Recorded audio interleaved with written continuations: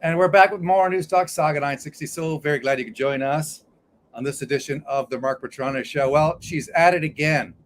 Andy Lee, rattling the cage of the leftists. This time over allegations that she's a Russian stooge. Well, apparently there's a list. Yeah, accumulated over at the University of Calgary, even. Anyway, somebody put together this list of people who allegedly have been responsible for much of the Russian disinfo being circulated. This is largely a leftist smear of people like Andy Lee, like Ezra Levant, and others on that list. And here to talk about it is Andy Lee, who's a regular on the show. We love having her coming to us from Toronto. Welcome once again, Andy. Hello, it's good to be back. Well, I kind of felt like we've done this topic before. I sort of felt like it wasn't the end of it. I did see people actually spreading this study around. And so I called out the University of Calgary because I didn't like it the first time it went around. But, I sort of let it slide and laughed it off. But I think when you really examine it, it's a pretty disturbing study. So what it's done is it's analyzed tweets and, it says that it's applied filters and it's linked certain accounts to the spread of Russian disinformation about the Ukrainian conflict in particular. So my name ended up on that list. Most of us know, if you're watching this, I'm Ukrainian. I still got family in Ukraine. So, it's pretty disturbing to be on this list. And a couple of other high-profile Canadians were also on the list. And some of them are talking about legal action. So I did actually talk to the author, and we can get into that later. But I mean, what do you think, Mark? I just don't know what to think. Like I said, I didn't. Absolutely ridiculous. I mean, I didn't know what the fact that anybody would give this any kind of credence whatsoever is beyond ludicrous. They're just, I think it's just a way to smear people like yourself who've got a terrific online presence. Ezra Levant, of course, another person who's extremely popular in Canada, a huge online social media footprint, and people are jealous of you. Some of these leftists are looking at you and going, well, there's no way that these people who are politically right of center should have any business whatsoever developing the kind of, building the kind of support that they have. And so they're trying to discredit you. And it's absolutely outrageous. I mean, that's what I think. But let's look at some of the people, at least one of the people responsible. It's I guess a radio personality, right? By the name of Dean Blundell. Is that correct? Former radio personality. Okay. He was turfed for inappropriate comments, which included making fun of dead children. So charming. Yeah. Yes. And he got his radio station sued over, untoward comments towards politicians. He was investigated for homophobic remarks. So, he's come out swinging, of course, using this, right? He's the kind of useful idiots that would grab onto a study like this, right? And encourage pile-ons. So that's what he's done. Okay, well, here's his tweet. 6 of the top 10 Russian disinfo poop posters live right here in Canada, and you know them all. That's you, Andy. That's me. This is the report from the School of Public Policy Publications. This is the University of Calgary. Disinformation and Russia-Ukrainian war on Canadian social media. And Mr.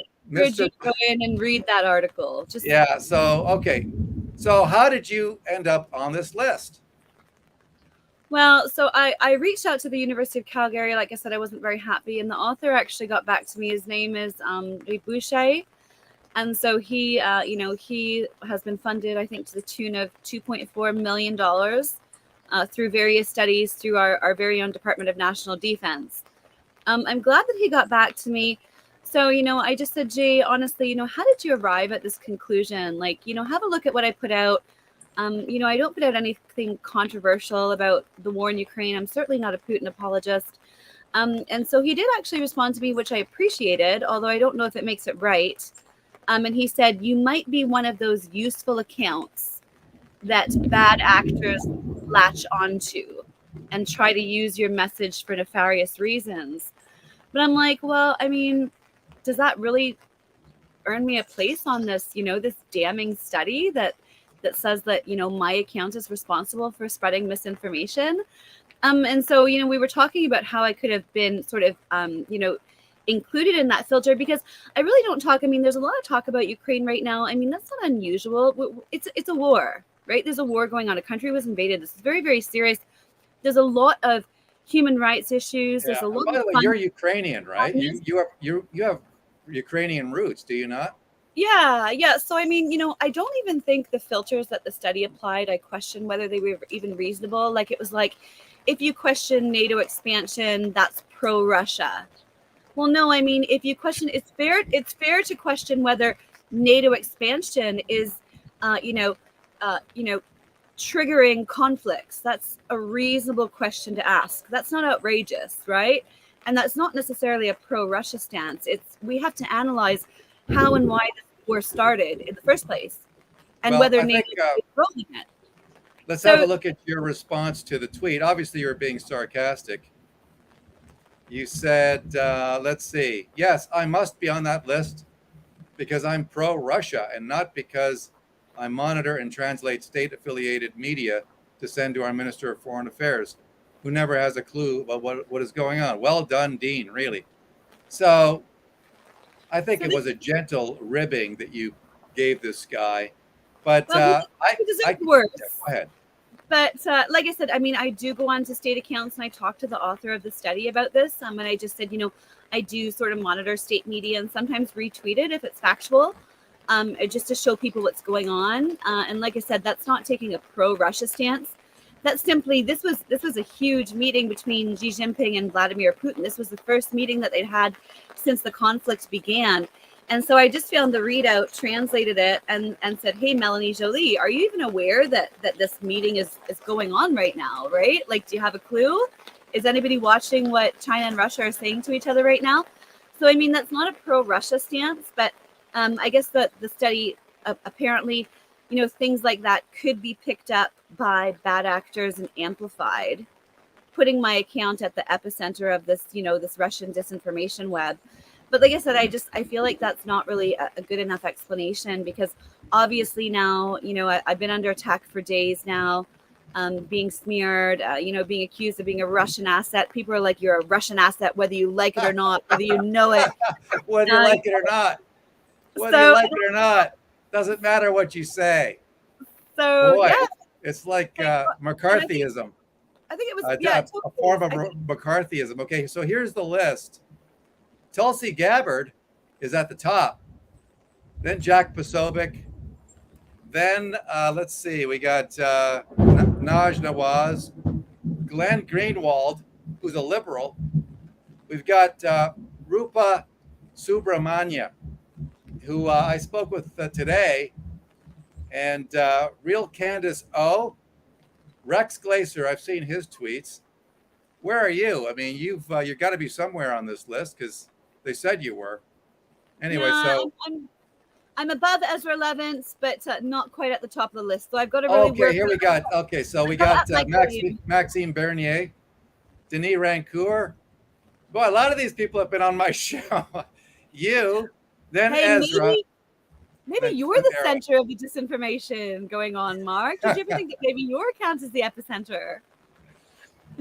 Well, I don't even have, a fraction. I have a fraction of your followers. Twitter does a great job, I think, of hammering my Twitter followers. They've never stopped. I get tons of followers, and then it just doesn't register on my. So they're doing something. They're throttling my members. That's my story. I'm sticking to it. But this is, on the serious side, there's a lawsuit that could be launched here against the authors, right? Isn't that a possibility? Yeah, I mean, there's discussions. I've been in discussions about it as well. Like I said, especially and I appreciate the author's candor saying, and he said that he was going to go back and relook at the data set, saying that maybe you're a useful account that bad actors latch onto. But again, I feel like that's not really fully, I feel like that's not good enough. And if I was placed on a list inappropriately, and anybody can go through my tweets and see that there's no pro-Russia stuff. I'm not saying where's all the funding going. like a lot of people are. And to me, that's a very reasonable question to ask: is the funding actually reaching the front lines of Ukraine to fight back against the invasion? That's an okay question to ask. You know, questions about NATO expansion and whether that, you know, impacts countries and pushes them into conflict. Those are all okay questions. It doesn't make you pro-Russian. But the weird part about this study is that they tied these accounts, and again, there's none of that in mine anywhere. I don't talk about, you know, the Nazis in Ukraine, and guess what? That's a real thing. I've never talked about it though, right? I know you have. But a lot of people have who are not on that list. But what I have talked about a lot is the government of Canada and Justin Trudeau and how much I don't like him. And that's another set of criteria. There you go. Well, look, if you go on the attack, right? You go on the attack, and therefore there are going to be people like Dean and others who are going to knock you back on your heels, and their goal is to get you on the defensive rather than being on the offense. So that they use. So yeah, I mean, somebody was at Paul Thompson says, "Hey, Mark, what are your thoughts on moose and squirrel?" Okay, so yeah, so this is obviously a reference to the Boris Badenov, and it's a 60s era cartoon. I used to watch it all the time. It was great, back in the day. But anyway, so this is their way of getting you on the defensive. You attack in order to get them to stop attacking you. In this case, this is their way of getting you to stop attacking blackface. What do you think of that? Well, I mean, I think, you know, these studies are going to be used. They're going to be used by the Ministry of Heritage. They're going to say, you know, well, these accounts are misinformation. They're going to be used to, you know, to justify further internet restrictions. Our digital safety commissioner that, you know, has got something planned, you know, to be sort of a, you know, an all-foreseeing power that says what's, you know, what's right and what's wrong on the internet. So, I mean, that's the big problem with this. I'm like, I don't really care. I mean, I can laugh this off.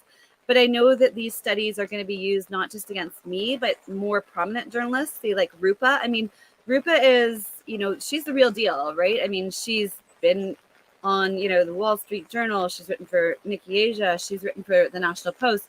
So, I mean, you know, when you start calling accounts like that misinformation, it's pretty dangerous territory, I think. And like I said, these studies are going to be used. They're going to be referenced, and they're going to say, well, this is the problem in Canada. These accounts are causing problems. They're spreading disinformation, even though, again, nobody can seem to point to any indication or any, you know, instance where I've actually spread any sort of misinformation about the Russian-Ukraine conflict. Right. So here we are. So this is, you know, this is the end game, I think, and this is where it's going. These studies are being compiled. They're going to be brought up as committee evidence and things like that, you know, justifying further internet restrictions. So that's the end game. The other really interesting thing about this, this School of Public Policy, and I'm not the only one who's written about this. There's several people who have written articles on this, sort of debunking this study and saying, you know, they cast way too broad a net. They didn't really explain or point to the specific source of disinformation. And like I said, I don't consider just saying NATO expansion could, you know, force countries into greater aggressive positions. I don't necessarily think that that's a pro-Russian. Of course not. You're allowed to have an opinion, Andy. Yeah, I mean, you're allowed to voice an opinion that says, no, I don't think that NATO should be expanding to whatever. Sweden. Yeah. You know, you're allowed to do that. I don't think NATO should be expanding to Finland. You know, the Turks, right? They opposed the expansion for a while anyway, of NATO to Sweden, for instance. I mean, does that make them anti-NATO? They're a member of NATO. So no, it's just absolutely it's absolute garbage that they're throwing at you. But I think they're doing it but I think it is calculated garbage. I think it's done for a reason. I think it's done because you're very effective at going after Justin Trudeau, and they don't like it. Well, I don't fit into I haven't talked about the NATO expansion on my Twitter anyways. I haven't talked about the fascist elements in Ukraine, and that was another filter. Yeah, but you're allowed to. You're allowed to do that. I'm just saying, for the record, I haven't, right? I haven't talked about the Azovs or anything like that. And, you know, I haven't raised those questions. So the only filters left is that I've sowed institutional mistrust in our elites and undermined, you know, the Justin Trudeau government. That's the only filter that really applies to me. Aside from the fact that you look at, you know, I do want to translate it and put it out there. But again, that's not me taking a pro-Russian stance. Later on in that tweet, I ripped a hole in Melanie Jolie, because she had, of course, just, there had been this party at the Russian embassy that she said that she had no idea about. So I was like, Melanie, like, do you have any clue what's going on right now in Russia at all, right? Here's the meeting between Xi Jinping and Vladimir. Yeah. So they're saying that that's because you're a Russian agent, you're a Russian stooge. That's why you're going after Melanie Jolie. Andy Lee joining us from Toronto. One more interesting thing that nobody. Yeah, well, no, we're going to go on. I mean, I want you to continue talking about this because it's outrageous, but it says a lot about the people. It says a lot more about the people attacking you than it does about you. It says a lot more about them, right? They look at you, you're going after Justin, they don't like it, and so they're throwing whatever mud they can at you in order to get you to shut up, in order to put you on the defensive, which, by the way, you are the defensive now, right? Because here you are having to deal with the mud and the smear being thrown at in your direction, rather than doing what you like to do, which is to go after Justin Trudeau. What do you think of that? Yeah, I mean, it's a bit of a distraction for me. I've got a big story I'm working on. I'm pretty excited about it. But yeah, I mean, I think it's just one of those things. And I have been on the defensive. I've had to be, unfortunately. But like I said, at least I'm talking to the author. Sorry.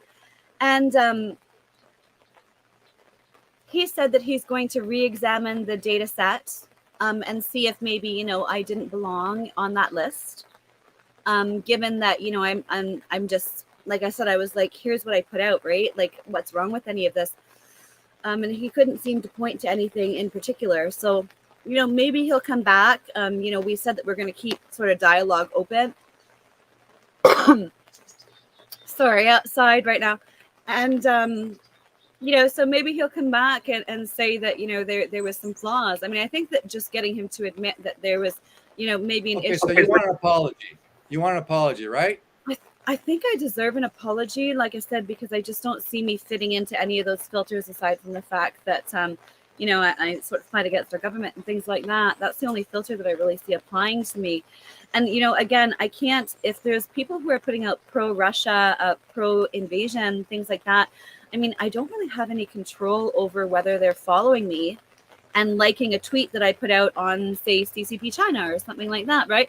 Because I'm like, if you took a whole different set of filters, if you looked for Canadian accounts that had a tremendous amount of foreign influence who spoke out strongly against, the Uyghur genocide, I would probably be one of the number one accounts in Canada that did that.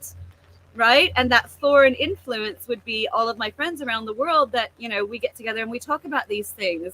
Did you ever bring up Chrystia Freeland's Nazi grandfather and his work during the war as a collaborator?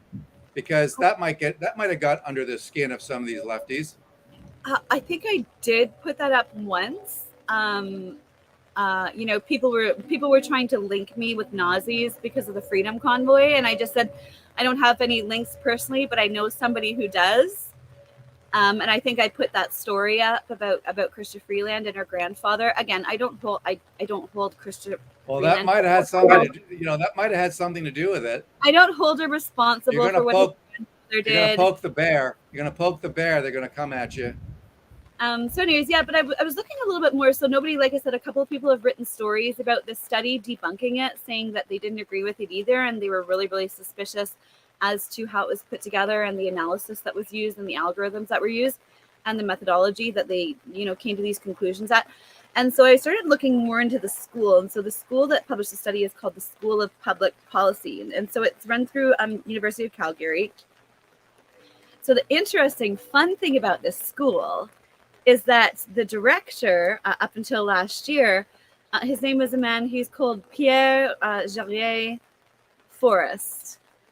And he, up until 2013, was the president and CEO of the Pierre Elliott Trudeau Foundation. So he worked directly alongside Justin Trudeau on the board of directors, in the Trudeau Foundation up until his resignation in 2013. So this is really, really interesting to me because I'm like, well, we have this whole think tank that's, put together this, this study. And they've done other studies as well. They've looked at vaccine hesitancy, how to increase uptake, things like that.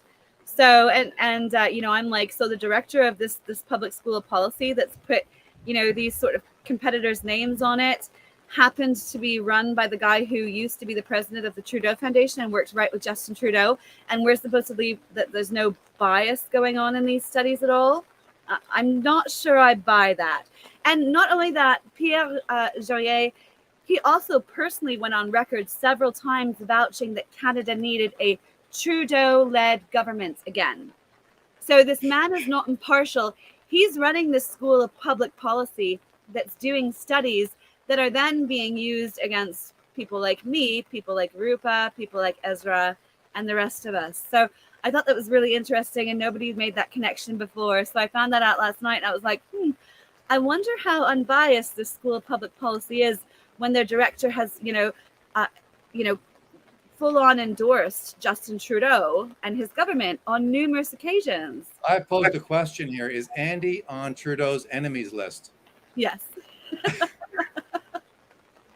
There's no doubt that you are on Trudeau's enemies list. It may have been in doubt before, but now that my name's on this list, I'm pretty damn sure of it. So, I mean, that's good. That means that, I'm getting somewhere.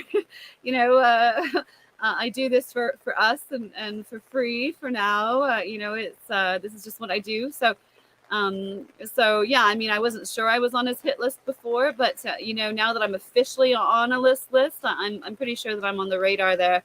Okay, but your money, did they freeze your account? They froze your accounts for a while. I mean, we talked about this.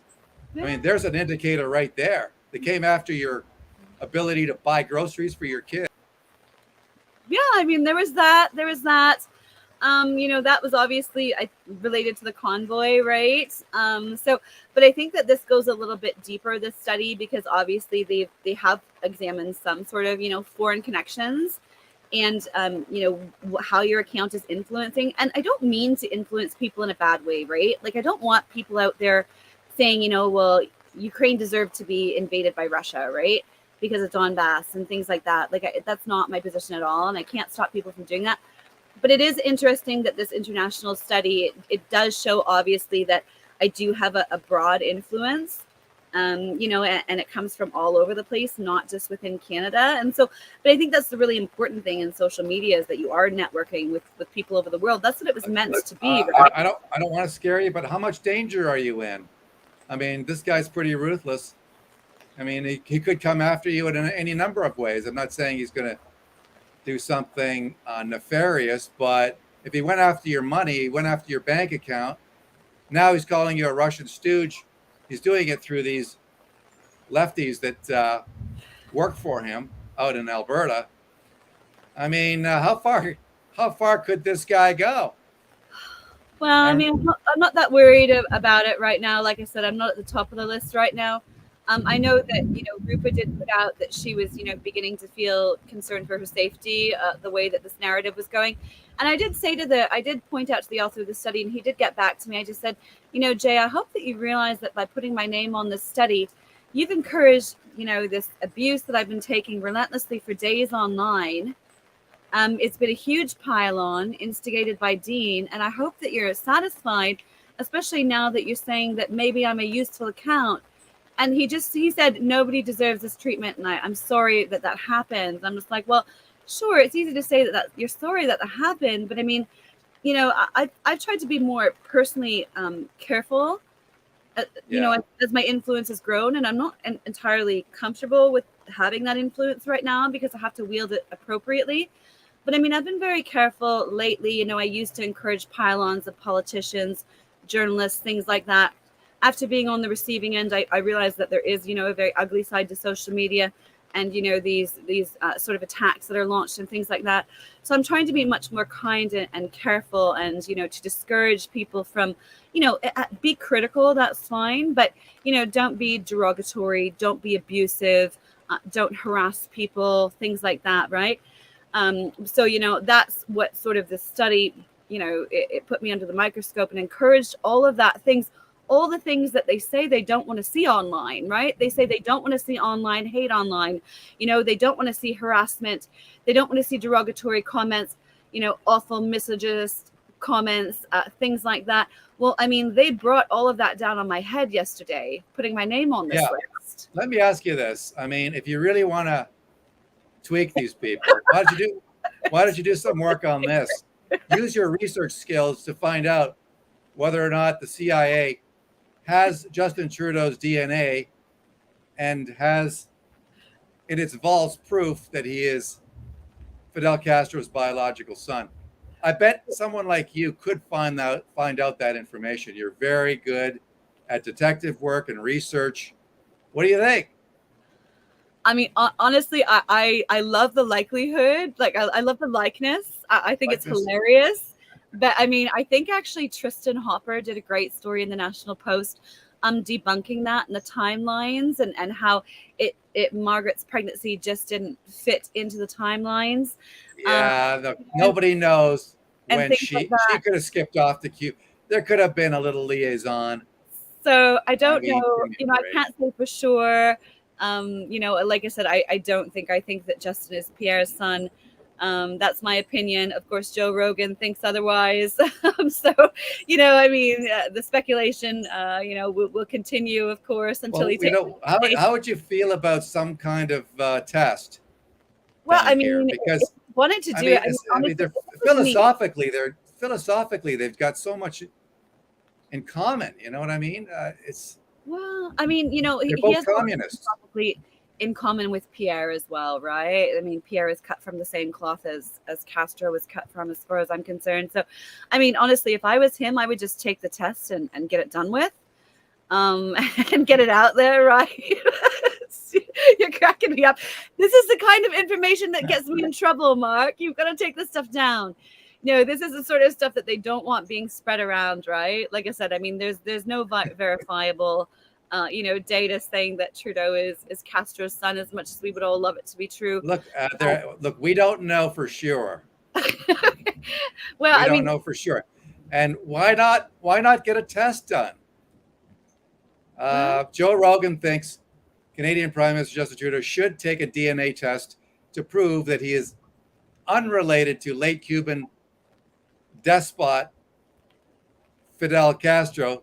The Spotify podcaster was stunned by the apparent resemblance between the Canadian leader and the late communist dictator. During a recent episode of the Joe Rogan Experience, Rogan and his guest, comedian Sam Tripoli, speculated there may be a family linkage.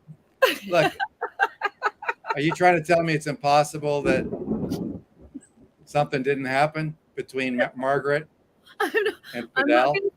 I won't say it's impossible. All I'm going to say is that for now, I don't believe it, and I can't verify that information. But it's a funny thing that goes around. Yeah, for sure.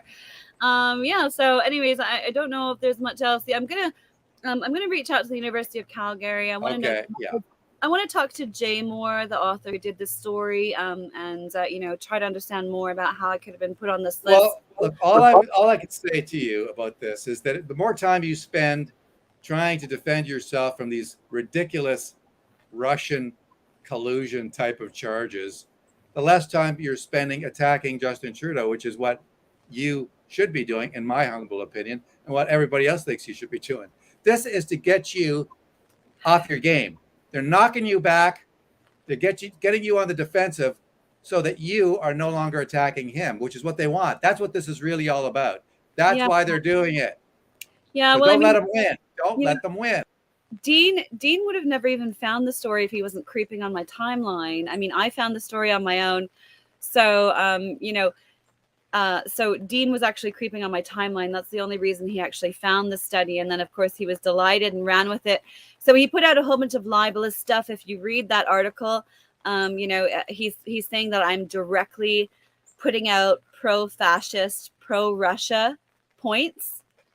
So to me, that's very slanderous, very, very dangerous, lawsuit territory. I've been recording all of this. Well, why not go after him? But just all I'm saying is, remember, it's designed to knock you off your game. But okay, so before we go, I understand that you've got a huge story that you're working on? I know you can't get into it right now, but how soon can we see this major blockbuster? Probably when I'm done vacation. Probably when I'm done vacation. So, by the end of next week, I should be able to come on and explain more about what's going on. So it has to do with social credit in our country, Chinese companies, and of course, people within our prime minister's office. So, those are the kinds of stories that I like to break. It's a good one. I think it's going to open some eyes. I'll let you know what's going on in our country behind the scenes, and who's whispering in our PMO's ear, and what they're actually trying to bring about in Canada through these lobbying movements. All right. Well, thank you so much, Andy. Go Yeah, get them. thank you, Appreciate Mark. it. Well, they haven't knocked me down yet. Like I said, No. I mean, I think somebody put out a quote today. They said, when they label it Russian misinformation, that it must be the truth. So, Oh, now that'll get you in trouble. You're so, going to say, see, we told you. We so, told you. So, All right. I mean, you can either put this as a bad thing, or the other way of looking at it is I've made some sort of an honor roll inadvertently.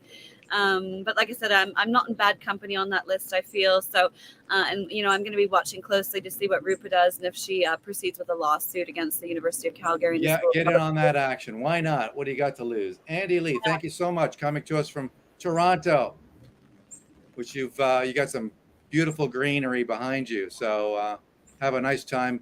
Have a nice vacation there in TO. Take care, Mark. We'll see you soon. See ya. And that is it for this edition of the Mark Petronis Show. Thank you for tuning in. Really appreciate it, as always. Let's do it again tomorrow. Stay safe. Be strong, my friends. We'll see you again soon. Bye-bye.